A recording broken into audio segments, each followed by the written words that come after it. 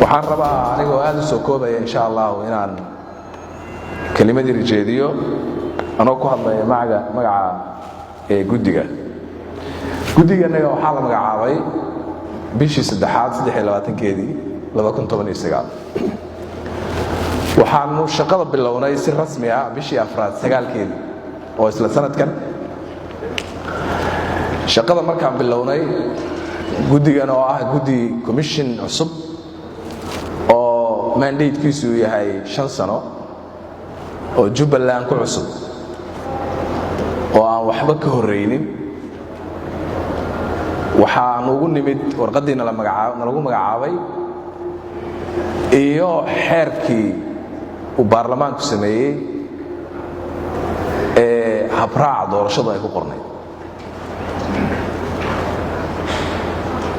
markaan fadhiisanay waxaanu ka bilownay inaan annaga maamulkanagii samaysano gudoomiye ku-xigeen iyo xoghayn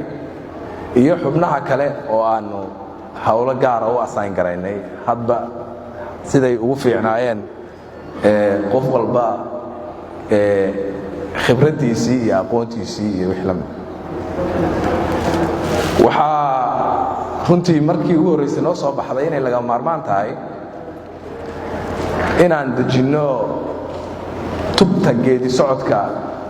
doorashooyinka Jubbaland ama road map waxa loo yaqaan road mapkaas wuxuu ka koobnaa waxyaabaha soo socda marka ugu horeysa in guddiga la tababaro maadaama hawsha ay qabanayaan ay tahay hawl gaar ah oo la xiriirta doorasho waxay u baahan yihiin in cilmiga doorashada iyo farsamooyinka doorashada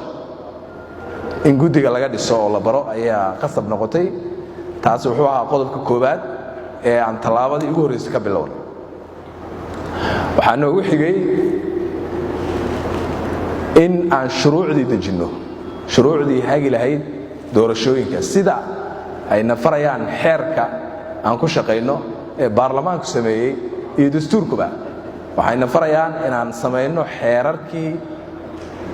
hagi lahaa doorashooyinka waxaa noogu xigay la tashiga dadweynaha iyo barnaamijka wacyigelinta waxaad la socoteen inaan degmooyin badan tagnay oo ka tirsan gobollada Jubbaland annaga oo la tashanaynay qaybaha kala duwan ee bulshada iyo maamulada jira kalena tashanaynay processka iyo nooca uu noqonayo iyo sida uu u samaysan yahay iyo nooca aan rabno inaan u shaqeyno waxaa intaas noogu xigay inaan soo marti qaadnay odayaasha dhaqanka ee beelaha reer Jubbaland odayaasha oo runtii ka kala yimid gobollada ay ka kooban tahay Jubbaland magaalada Muqdisho gobolka Banaadir ay joogeen qaybo badan oo ka mid ah iyo qaybo ka timid wadanka dibadiisa intaba isugu jiray odayaasha dhaqanka ee bulshada ee reer Jubbaland waxay ka kooban yihiin guud ahaan sidaad ogtihiin odayaasha dhaqanka Soomaalida waxaa la ogaa markay siyaasadda timaado iyo kuraasta baarlamaanka iyo soo dhisidda dawladda way dhici kartaa odayaashu way badan yihiin laakiin inaga reer Jubbaland say inoogu xisaabsan yihiin waxa weeye qayb odayaasha guud ee Soomaaliya waxay ahaayeen 135 oo soo dhisay Jamhuuriyadda Federaalka ee Soomaaliya 2012 odayaashaas waxa ay Jubbaland qayb ka mid ah ayay ka haysataa oo ilaa 13 oday oo reer Jubbaland ayaa jooga oo qaybtaas ka tirsan qaybta ka labaad waxa weeye waa qaybtii ayagana xildhibaanada Jubbaland halkan ku dhisay oo u badan wakiilo inay ka yihiin intaas saxiixayaasha kale 13 jooga mahaane saxiixayaasha kale ee 135 ka tirsanaa ee ku nool qaybaha kale ee dalka dawlad goboleedyada Puntland Galmudug Hirshabeelle South West iyo gobolka Banaadir ama caasimadda magaalada Muqdisho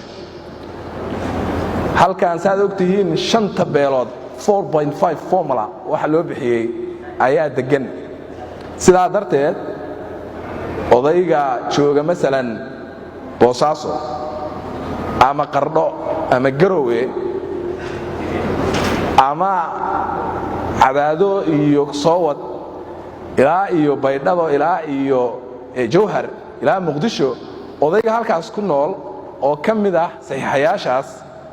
beeshiisa qayb kamid ah ayaa halkan degta saadarteed wakiil buu leeyahay oo wixii uu qaban lahaa qabta qaybna marka waa wakiiladaas dawladii dhexe oo xildhibaanadeedu hadda ay nagala joogaan reer Jubbaland iyo senatoriskooda senatarada xildhibaanada labada waa la dhahaa senatarada iyo golaha shacabka kuwii soo dhisay weeye intooda badan marka qaybna waa qaybtaas qayb kale oo saddexaad ayaa jirta oo odayaasheenu ay kamid ah dhaqanka ee Jubbaland oo aan dawladda dhexe seats ama kuraas ku lahayn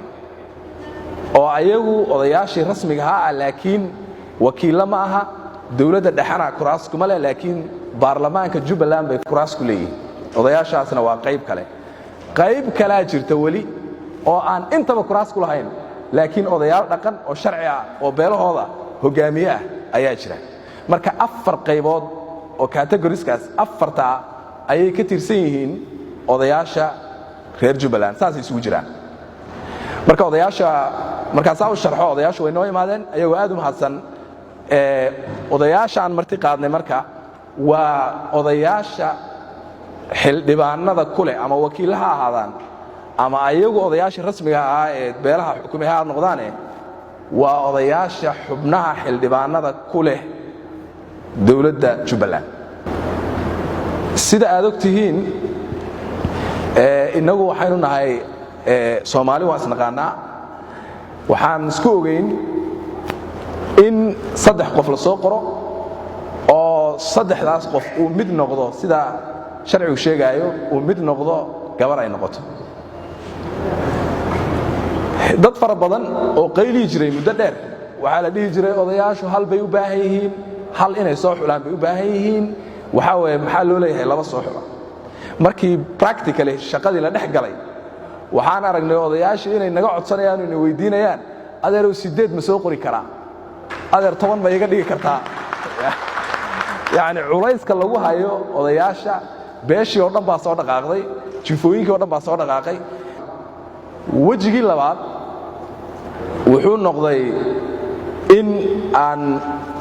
aan isweydiino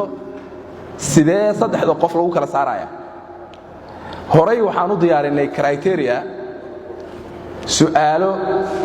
ka kooban 22 su'aalood oo la weydiinayay xildhibaanada cusub xildhibaanadii hore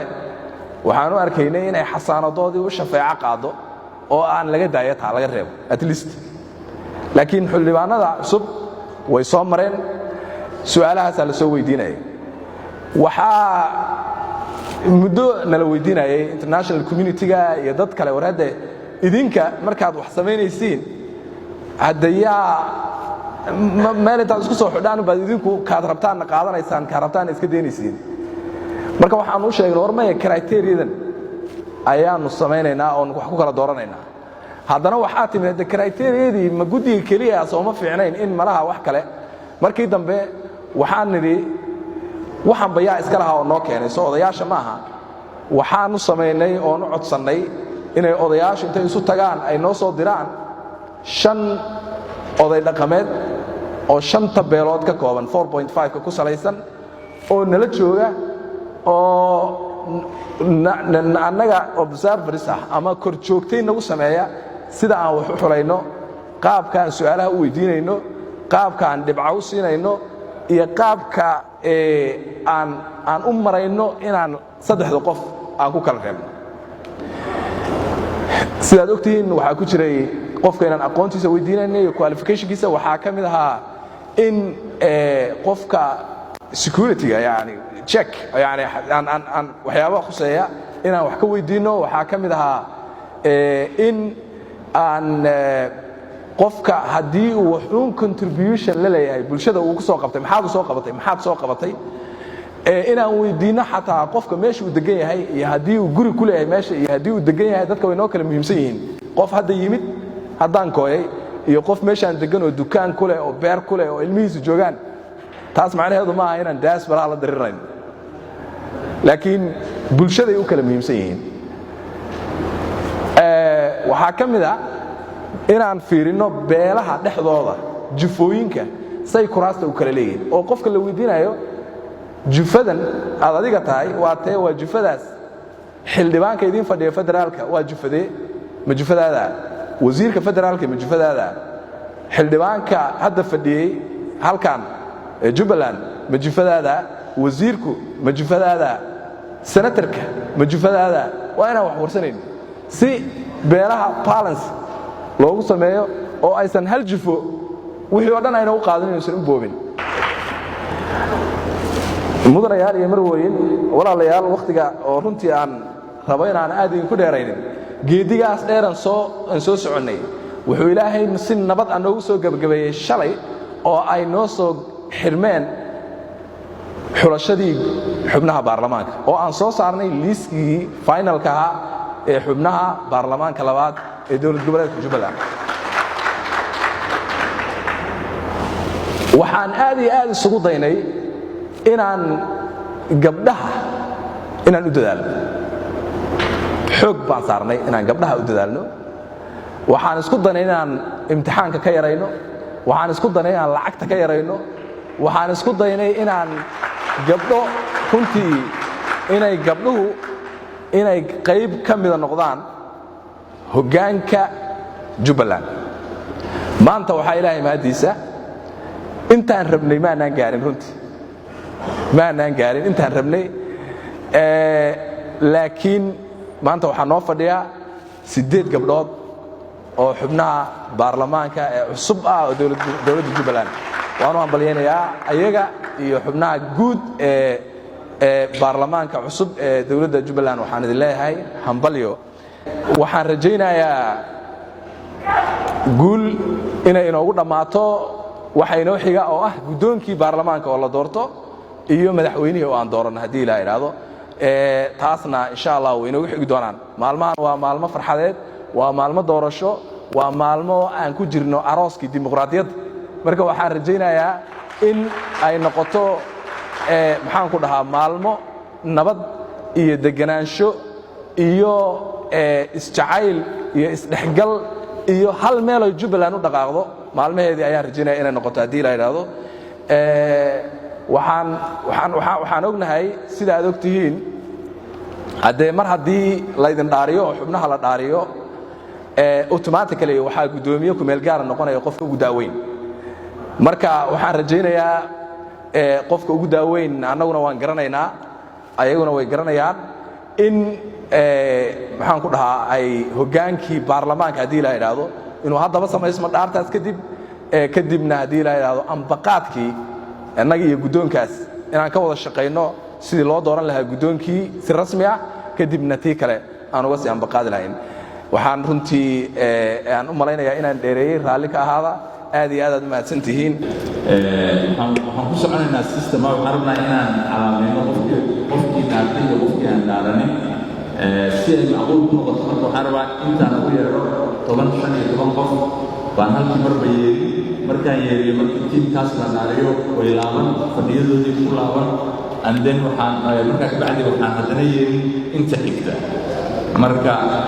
sidaa ha loola socdo si aan u aragno qofkii dhaartay iyo qofkii aan dhaaranin hadda waxaan u yeerayaa marka guddoomiyaha maxkamadda inuu ku soo dhowaado meeshii lagu dhaari lahaa xildhibaan abshiro axmed kadiid xildhibaan hiirad ismaaciil maxamed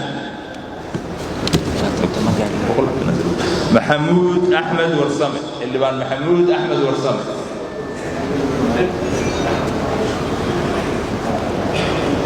اللي بان مصطفى مامو جيدي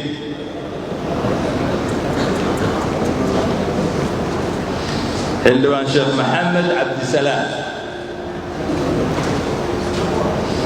اللي بان إسماعيل عبد كيرو waxaan ku dhaaranayaa magaca Ilaahay inaan xilkayga u guto si daacada oo danta dalka dadka iyo diintuba ku jirto dhowrana sharciga qaranka iyo kan Jubbaland wabillahi tawfiiq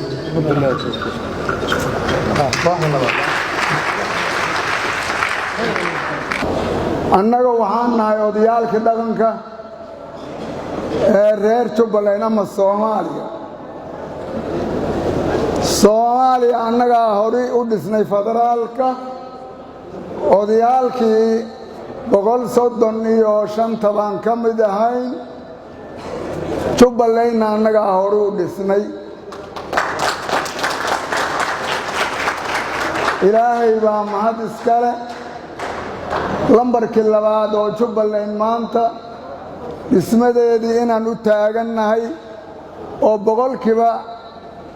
80 ama 90 aan marayna mahadaas ilaahay baa iskale waxaan filahayaa Jubbaland Soomaaliya ay ka mid tahay Soomaaliya ha noolaato midda xigta maanta waxaan aad ugu faraxsanahay shaqada wanaagsan ee guddiga doorashooyinka ay qabteen annaga oo la soconay si dawla u la soconay annagoo matalayna bulshada rayidka ah sida ay waxay u qabteen aad baan ugu faraxsanahay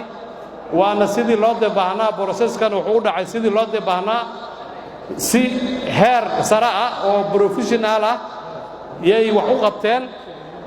qaabkii wax u qabteenna aad baan ugu faraxsanahay waxaana soo dhaweynaynaa anagoo bulshada reerkana qaraynaa in selectionka iyo sida wax loo qabtay oo sax u ahaa sidii loogu talagalay ahayd waxaan halkaan u soo istaagay wax badan ma aha waa kelmad hambalyo ah shaqadii wanaagsanayd oo guddigu ay qabteen oo aad u dhib badnayd oo muddo kala saarid iyo kala xulid iyo isu raadin ahayd oo runtii maanta guusheedii la joogo xildhibaanadii lagu dhaariyay waxaan leeyahay hambalyo guddiga hambalyo Jubbaland hambalyo xildhibaanada la dhaariyay waxa inta ay raacaya anigoo ah baarlamaanka federaalka in meeshaan ay ahayd meeshiina lagu soo saaray markaan raadinaynay baarlamaanka oo iyadoo sidan ka buuq badan oo 3,000 oo erga ah ay soo xulahayaan xildhibaanada baarlamaanka federaalka ee Jubbaland haddana si habsami ah uga dhacday tii mid lamida oo baarlamaanka Jubbaland inay maanta meeshan ka dhacday waa farxad weyn waa wax lagu maxay ahaydee manoodo ma sha Allah tabarakallah anigoo wakiil ka ah gudoomiyaha aqalka sare Cabdi Xaashi Cabdullaahi kuna hadlaya afkiisa waxaan idinku hambalyeeynaa xildhibaanada dowlad goboleedka Jubbaland xildhibaanadii labaad oo lagu doortay halkan marka hore waxaan u mahadcelinayaa guddiga madaxa bannaan xuduudaha dowlad goboleedka Jubbaland shaqadii adkeyd oo processka lahayd oo muddada ay soo hayaan sida qiimaha badan oo wala soconay oo saacad kasta anaga lafteeda aan ku joogtaynayn anagoo ka wakiil ah dowlad goboleedka Jubbaland aqalkiisa sare waxaan leenahay waad mahadsantihiin shaqadii fiicneed ee aad soo qabateen waa idinkaga mahadcelinaynaa guddiga madaxa bannaan ee xuduudaha marka labaad